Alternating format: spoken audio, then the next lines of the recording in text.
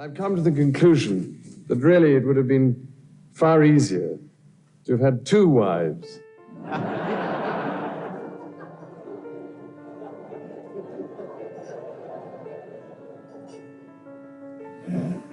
To have covered both sides of the street. And I could have walked down the middle, directing the operation.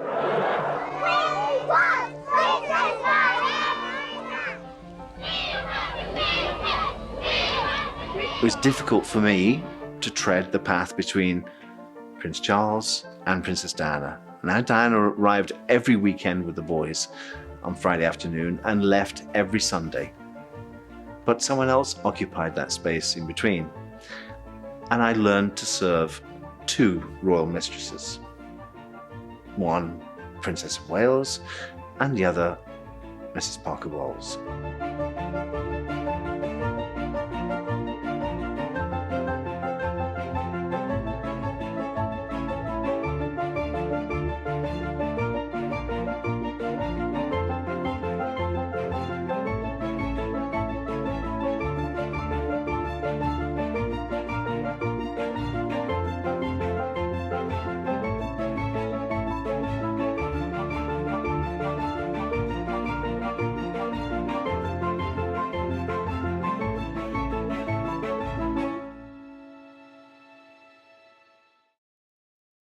I personally think that Diana fell in love with Prince Charles. It's obvious to me that she was a young, naive girl and she fell in love with the prince.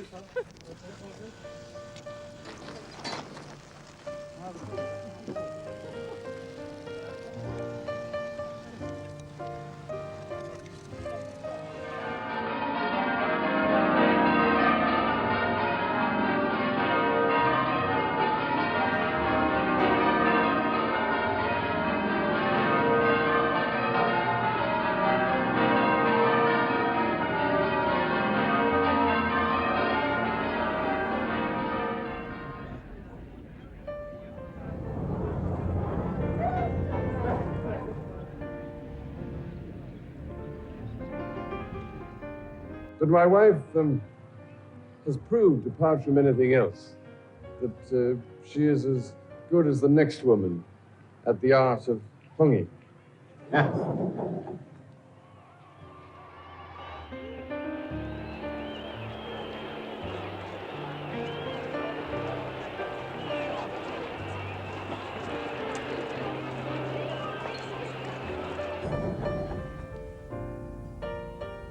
Both our noses will carry many memories of this particular tour to New Zealand.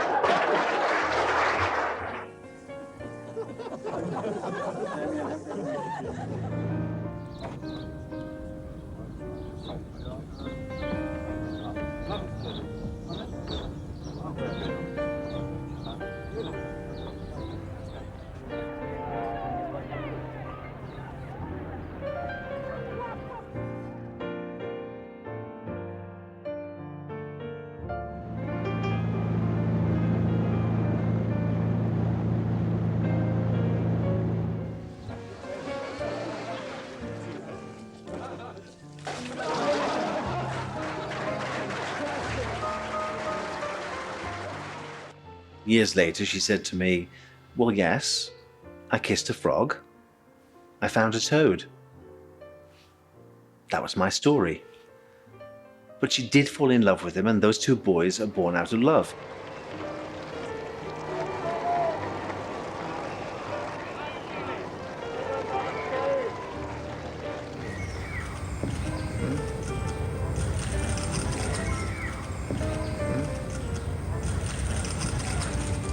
We're going to offend British Safety Council regulations.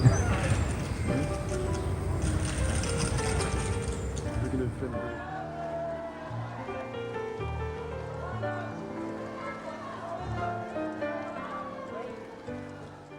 I saw correspondence between them. I saw correspondence from the princess to the queen, which said how happy she was and how she loved to be a wife and how much she would support Charles in his future career. They were her views, but times changed. Within 1 year, she had William. And then Harry came along. And so the first 5 years of the princess's marriage, she felt that she could make it work. Now, if you watch that piece of footage when Prince Charles is asked, "Are you in love, sir?" And I suppose in love. Of course. Whatever in love means. And she looks at him as if to say, "What are you talking about? Don't you know what love is?" That was the problem from the beginning. Charles didn't really know what love was. He never really wanted a lover. He wanted a mother.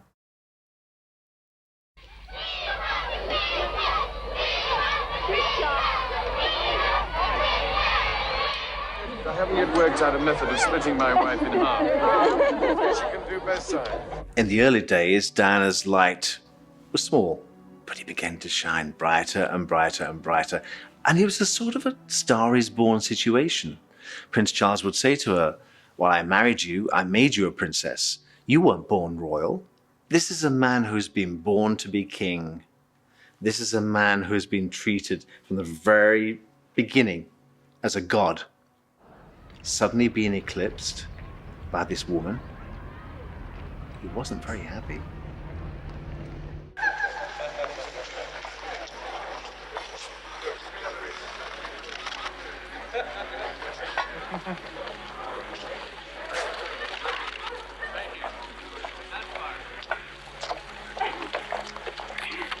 Your wife's always loved you. Prince Charles wasn't always kind to the princess. In fact, sometimes he was quite cruel. I remember one occasion she came downstairs wearing a beautiful black and white Catherine Walker gown. And she said, "Charles, I've had it made specially. Do you like it? You look like you belong to the mafia," he said, which cut her down to her knees. Then on one occasion she came down in a tartan dress and said, "Do you like this one? Well, you look like a British Caledonian stewardess." It was always undermining, just before an engagement began, so that she would lose her confidence. So it was mental cruelty in a way. I never saw any physical violence. I saw tables being upset, I saw crockery being thrown across the room, but I never saw any physical violence.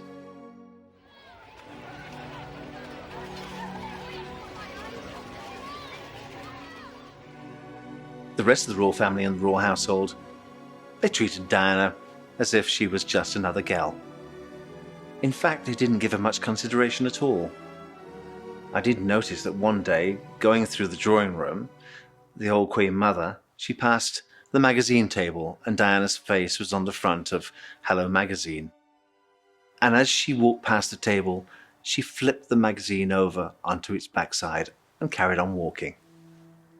That to me said, she's not really accepted. They don't like it. She's beginning to outshine even the senior members of the royal family.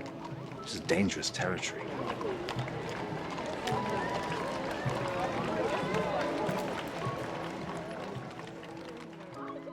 Now the royal marriage was falling apart, and I was Diana's man, placed strategically at Highgrove, placed there to keep the house in order, but also to be there for Diana, to be there as a rock, she later called me. It was difficult for me to tread the path between Prince Charles and Princess Diana.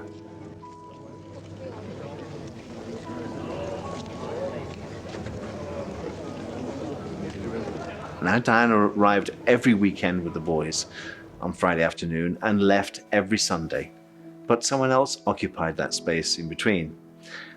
And I learned to serve two royal mistresses, one Princess of Wales and the other Mrs. Parker Bowles.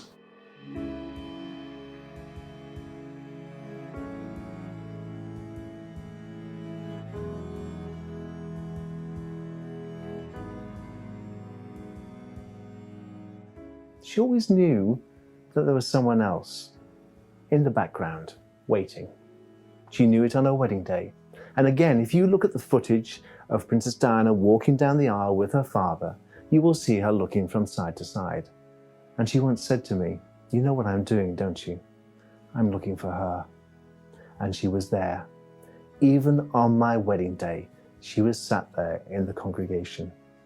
You see, Camilla Parker Bowles has been that ghost, always there throughout the princess's life. It was impossible to do this balancing act between the prince and the princess, the prince during the week and the princess at the weekend, and then have someone else pop in to this ménage à trois. It was incredibly difficult because the princess would ring me up from London and say, "Where's Prince Charles tonight, Paul? Where's the Prince of Wales?" "He's out for dinner, Your Royal Highness." "Where is he?" "I've no idea." "Of course you know where he is. You always know where he is." "Who's he got for dinner tomorrow night? I hear he's got a dinner party." "Who's coming?" "Don't ask me. Please ask him." One day I told the princess the prince was out. The prince found out. I'd been talking to the princess, thinking I'd been gossiping to her. He rang his bell. I went into the library. Stood there. "Your Royal Highness, I hear you've had a conversation with my wife.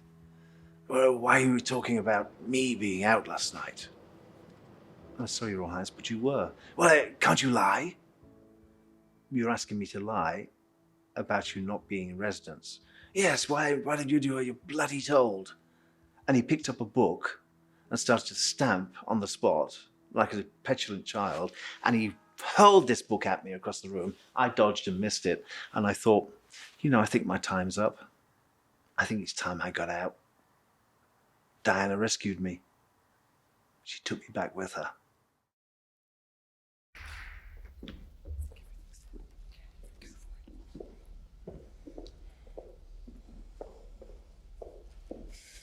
Ladies and gentlemen, I have it on very good authority that the quest for perfection our society demands can leave the individual gasping for breath at every turn. This pressure inevitably extends into the way we look. Eating disorders, whether it be anorexia or bulimia, show how an individual can turn the nourishment of the body into a painful attack on themselves. And they have at their core a far deeper problem than mere vanity. Mrs. Parker Bowles is a great friend of mine. I have a large number of friends I'm terribly lucky to have. The Prince of Wales had just been on TV to admit adultery with Camilla Parker Bowles, and the princess that evening was due to go out to the Serpentine Gallery to see her old friend Lord Palumbo. When marriages break down, awful and miserable as that is, that so often that it is your friends who are the most important. "I can't go. I'm not going. I'm not going. It'll be too humiliating. The whole world now knows that Charles has been having an affair. He's admitted it." "You are going," I said. "I've got nothing to wear." "Yes, you have got something to wear." I went up to her wardrobe room and picked out a Christina Strombolian dress with a fishtail. "This is what you're going to wear," I said. "I can't fit into it." "Yes, you can. Put it on." So she slipped it on. Now, to complement that, I think we should have the pearl choker and the sapphire. That's all you need. High heels and those jewels. Right, she put them on and she looked $1 million. "Remember, when you go out there," I said, "you stride, you hold your head high, you smile, you engage, firm handshake.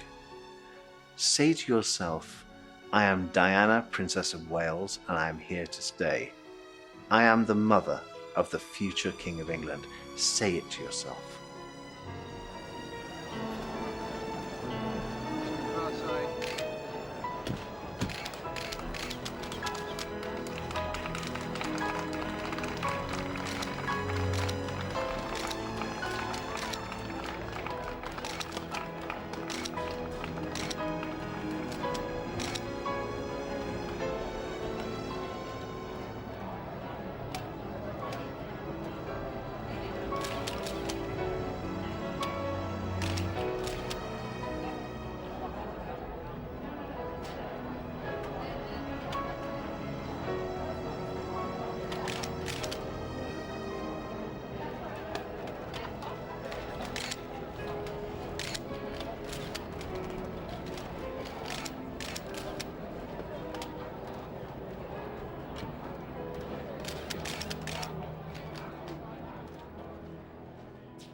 The only secret Diana ever kept from me was the Martin Bashir interview for Panorama. Now, I'd known Martin Bashir for a long time, and he was one of the men that I used to bring into the palace under a blanket because he didn't want to be seen by anyone. He was never a lover of the princesses. He was just a work associate. He persuaded the princess that she had to have a voice. She needed to tell her story, and what better a vehicle than Panorama? I was sent home on a Sunday afternoon. Strange, I thought. Why would she be sending me home? Go and spend some time with your family. I'm doing nothing this afternoon. Don't worry about me. The minute I'd left the palace, in through the back door comes Martin Bashir and his camera crew, and they set up the Prince of Wales sitting room, which she used for that interview. At the age of 19, you always think you're prepared for everything, and you think you have the knowledge of what's coming ahead. But although I was daunted at the prospect at the time, I felt I had the support of my husband-to-be. I had no idea that was being done. The next morning I came to work, I noticed all the furniture had been moved. Why have you moved the furniture? It's not in the same place. I had a dance class. I had to move the furniture out of the way just so that we could exercise. Strange. Very strange. She avoided me for the next 2 days, never spoke to me. How strange, I thought. She's hiding something. And then she told me that she'd made a recording with Martin Bashir for Panorama. What have you said? Well, I just put the record straight, she said. We didn't know what she'd said until we saw it. Well, there were 3 of us in this marriage, so it was a bit crowded. 31 million people stopped in their tracks on that Monday night and couldn't believe what they were seeing. The Princess of Wales bearing her heart on national television. We couldn't take our eyes away from it. We couldn't believe what we were hearing. There are 3 people in my marriage. My husband isn't fit for the top job. I think it would bring him limitations. She was honest, open, and frank. Did you love James Hewitt? Yes, it did. Yes. Were you unfaithful? Yes, I adored him. Yes, I was in love with him. But I was very let down. It was all there. I couldn't believe it. It was too raw for most people and an embarrassment for the royal family. That was the final straw. That was the straw that broke the back of the House of Windsor. From that moment on, Diana was outcast. Her titles were stripped. She was no longer prayed for in church. She was on her own. You do live very much on your own, don't you? Yes, I am. I don't mind that, actually. You know, people think that at the end of the day, a man is the only answer. Actually, a fulfilling job is better for me. James Hewitt came along at a time when the princess was first looking for someone to love. I have no comment. No comment, I'm afraid. Will you be prepared to make a comment to us later on in the day? No, I have no comment. He just happened to be there. He just happened to be a dashing cavalry officer. He just happened to push all the right buttons. I have to tell you, he was there after Prince Harry was born, not before Prince Harry was born. Because there's a great myth in the world that people think that Harry is James Hewitt's son. That's impossible. She didn't know James Hewitt at that time. You have to look at the chronological order of the way things happened. Good. I'm getting off here. That's enough. Thanks. So Harry was born. Prince Charles had told her, I don't love you. I only married you to have children. She then begins to look for someone to love. And James Hewitt was there. I was the one she trusted. No one else knew of this relationship. And I would ferry him to and from Highgrove, from Kemble railway station, in the back of my car, and take him back to the train station when they'd had tea or he'd spent the night. But this was a real big secret. The other big secret I was keeping was, of course, Prince Charles was seeing Camilla Parker Bowles. No one knew. The world didn't know at that stage.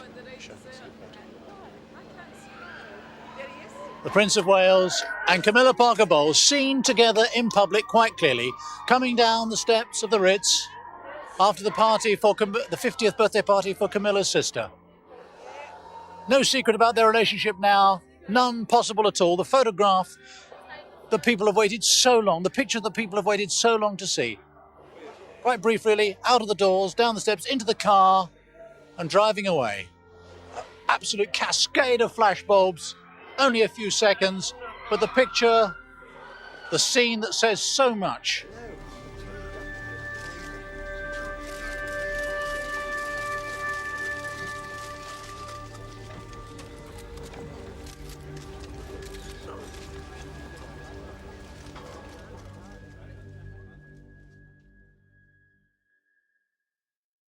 But even still, the princess tried to make her marriage work, and she never actually wanted a divorce.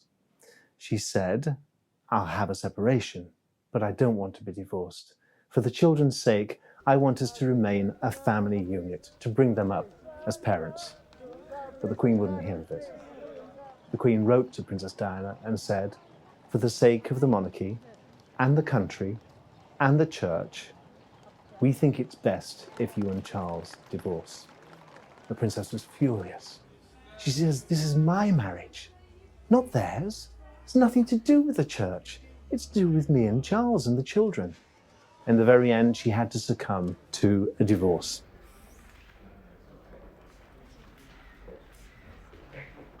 Well, Will, when you turned on. Your patron has never been happier to see you. Whatever uncertainties the last few weeks may have brought, I want you to be certain of this: our work together will continue unchanged, especially now as Christmas brings its own painful stresses to so many people in need. The sick, the old, the handicapped and the homeless, the lonely, the confused, and the simply unloved, who are needing your help more than ever.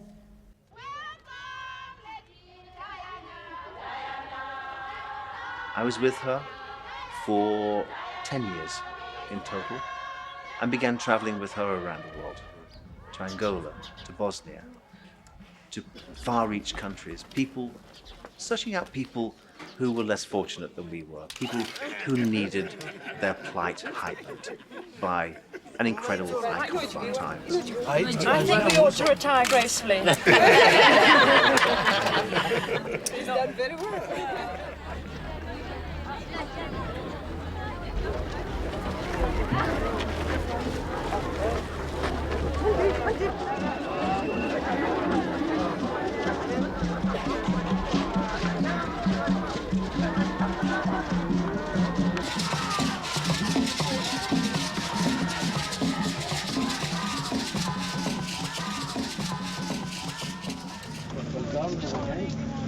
Good morning, ma'am. Were you surprised at the political furore that developed as a result of your visit to Angola? I saw it merely as a distraction because I'm not a political figure. I am a humanitarian figure, and always have been and always will be. We will concentrate, of course, on dissemination. It's been a very intensive 4 days. I have seen a great deal. I've seen the people affected by landmines. I've seen the landmines themselves. Angola is an example of what the Red Cross can achieve around the world, given the sort of cooperation that we have seen that exists between the Red Cross and the NGOs and the Angolan authorities.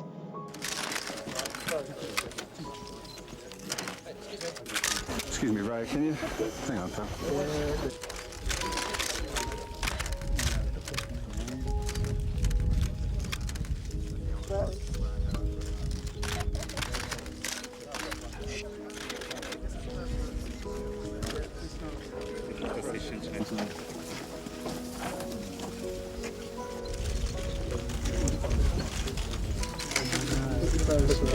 Bring up 3 seconds. 1, 2, 3, firing. The beginning, of course, they are afraid, insecurity, and like because of soon they get confidence in those personages with this role we have in the life.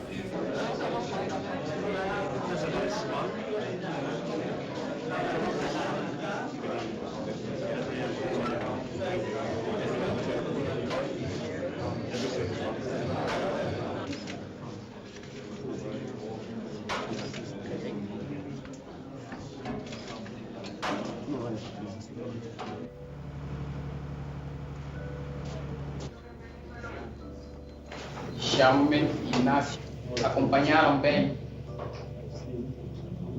I gave Princess Diana an anti-personnel mine, which I hope she keeps on her desk to remind her every day that people are actually risking their lives to try and do something about this problem. And indeed, worldwide, people are actually standing on mines and either being killed or being very seriously injured.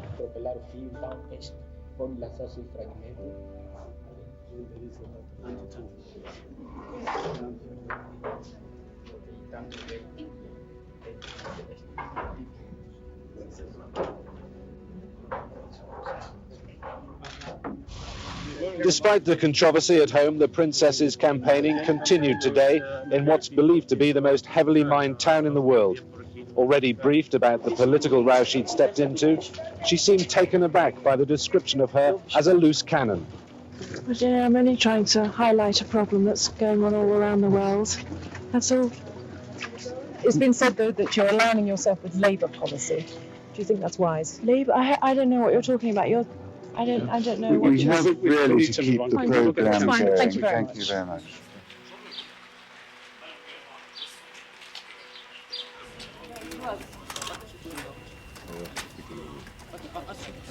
I remember going to a hospital in Bosnia where a little girl had been blown up by a landmine. She'd been into the field to retrieve her brother's football, and she'd been blown up and lost her legs. She was critically ill, and the princess sat by her bed and held her hand, and this little girl couldn't understand English.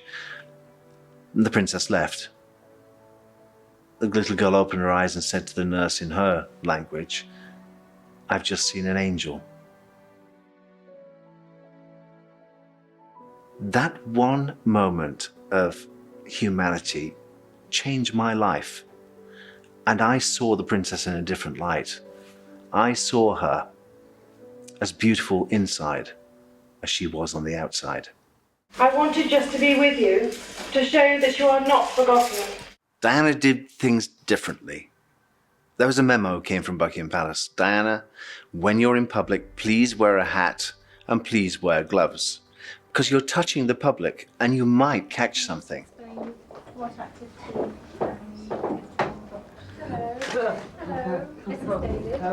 Hello. This is David. Then we go. Yes, David. There you are. Red. Thank you. Again. And it's you. It's you.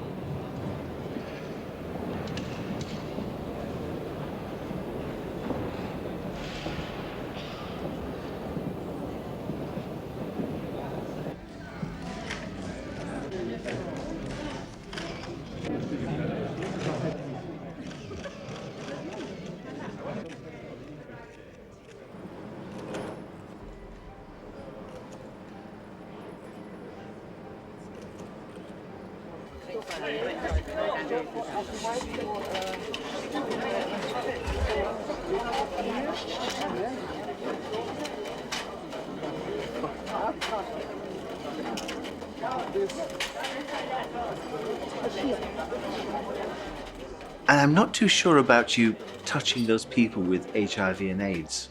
Are you sure you're safe? We lived in a world of ignorance. We lived in a world where people were not educated. They didn't know. The princess introduced me to the first person dying with HIV and AIDS. I didn't know anything about it until she showed me that world. She would sit and hold people's hands and counsel them. So life with Diana was very different.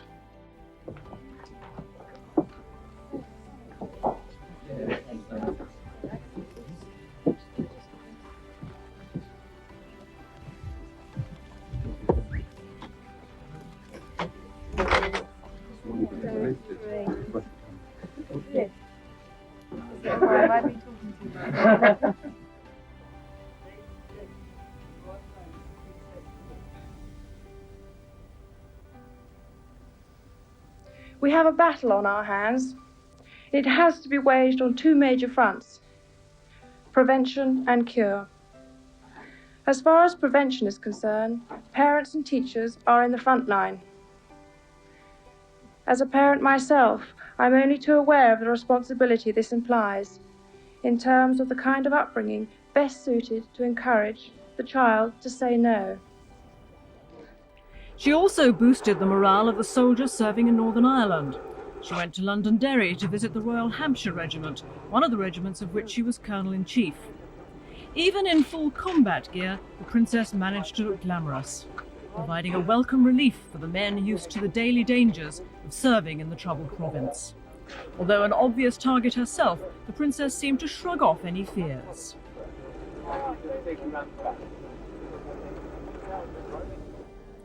During the time of the Gulf War, she was there to give support to the wives and children of servicemen fighting in the desert. And she chatted to the fighting men who would soon be on their way to take up arms against the Iraqis. She gave great comfort to many during frightening times. And it wasn't only the British troops who idolized her. Out in the sands of Kuwait, the American forces had also made her their pin-up. Life with Diana was 24/7. My wife said, there are 3 people in my marriage too, because Diana is always there. She used to say, she's your baby. I said, yes, she's my baby. She needs me. She needs me to be there. My wife had 2 children. The Princess had no one. Her children were away at boarding school. She had no husband. Occasionally, she had a male companion, but they came and they went. I was responsible for that too. I was a go-between. I was the one that went out with my car, brought people back to Kensington Palace in the back seat of my car underneath a blanket, just to give the Princess some love. All she was ever looking for was to be loved. She used to say to me, all I ever want, Paul, is a man to put their arms around me and say, I love you. That's not too much to ask, is it? And that's what she was searching for. Towards the end of her life, of course, she found her soulmate. Her soulmate was Hasnat Khan, the heart surgeon. Diana, when she came to Pakistan, this was a country that she had fond memories of, wasn't it? Yes, I think she enjoyed her time here. She really liked the days she spent here, I think. And meeting your family, that must have been a special moment for her and for them. I think it definitely was for my family, and I think she enjoyed the afternoon tea with them. I think that's a long time ago now, 1996, I think.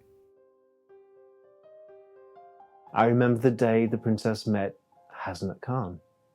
She came back from the hospital, having visited children on the ward, and she said the most astonishing things happened to me today. As we sat down, she told me about this meeting.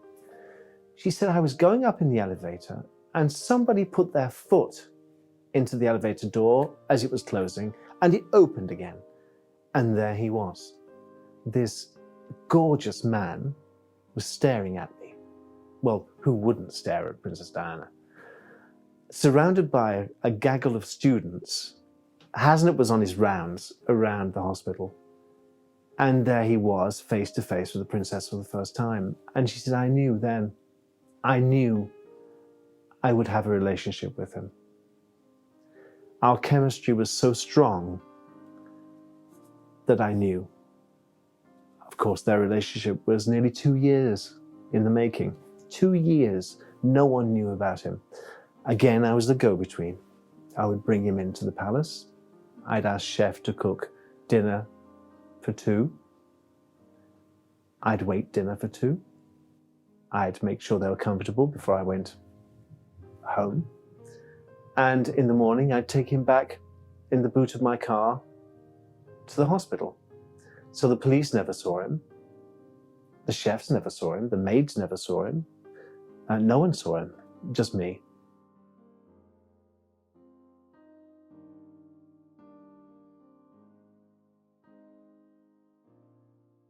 Yes, it is very peaceful here, as you've seen. And it's away from all the media attention. And I'm here for a different reason, and I hope it all works out. How angry are you at some of the things that you've read over the years and things that have been said? I mean, it must be quite painful when people deal with something that is so intensely personal and make mistakes and get things wrong. It is very annoying. It's but what you can do, you can't do anything. It's when you just read. The best thing what I thought we could do is stop reading about it. And if I would read something and that would be contradictory to the events or the reality, then obviously you get upset, especially when it relates to what my father said this, which I know isn't true, or my friend something said this, and I know it, categorically it wasn't true, or an onlooker said that, which could be any freelance photographer, or we took an opinion of a psychologist saying that the body language is such. Or, obviously these are annoying things and they hurt, but then the media are doing their job. And you were saying outside, in terms of your memory, Diana, the normalcy of the person is what struck you, wasn't it? I found a very normal person, yes. We all have our drawbacks and qualities. I found her as, as someone who just met her, I found a very normal person. A normal person with great qualities, and of course there's some, personal drawbacks like we have, like habits, for example. And I think she did a great work for the country and for people all over the world, not just from United Kingdom, not just for United Kingdom, for everyone. I think that's very important. I don't know how she'll find a husband, but I always imagined she'd end up with someone older, very powerful and rich, perhaps a sort of Onassis type figure that really could look after her and whisk her away from everything, in the same way that Onassis did for Jacqueline Kennedy.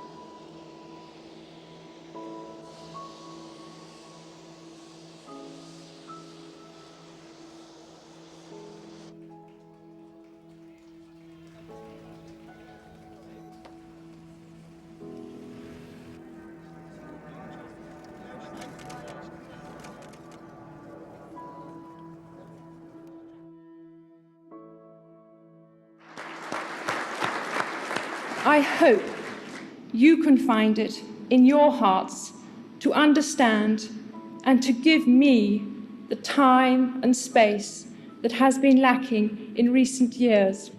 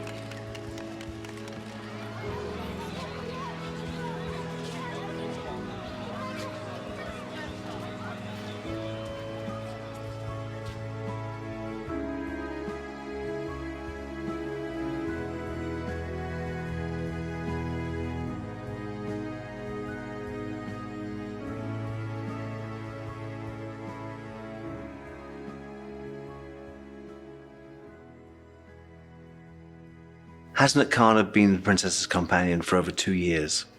Nobody knew about Hasnat Khan. That was not played out on the world stage.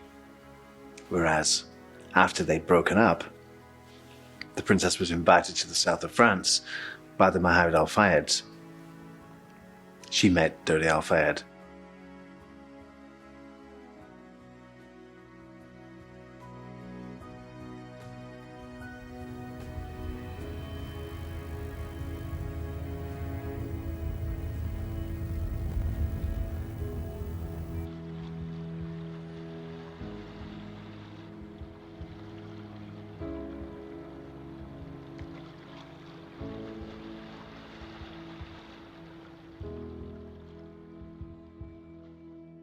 Did you know that the romance of the princess and Dodi Al Fayed was 30 days from beginning to end? It only lasted 30 days. I spoke to her regularly when she was away. Have you seen Hasnat? I said, yes, I went for a drink with him last night. What does he think of me being here in the south of France with Dodi Al Fayed? Well, he's not too pleased. Has he seen the pictures in the papers? Yes, he has, because you know his routine. You know every morning he goes to the corner shop and sees the press. You know that. And I know that's what you're doing.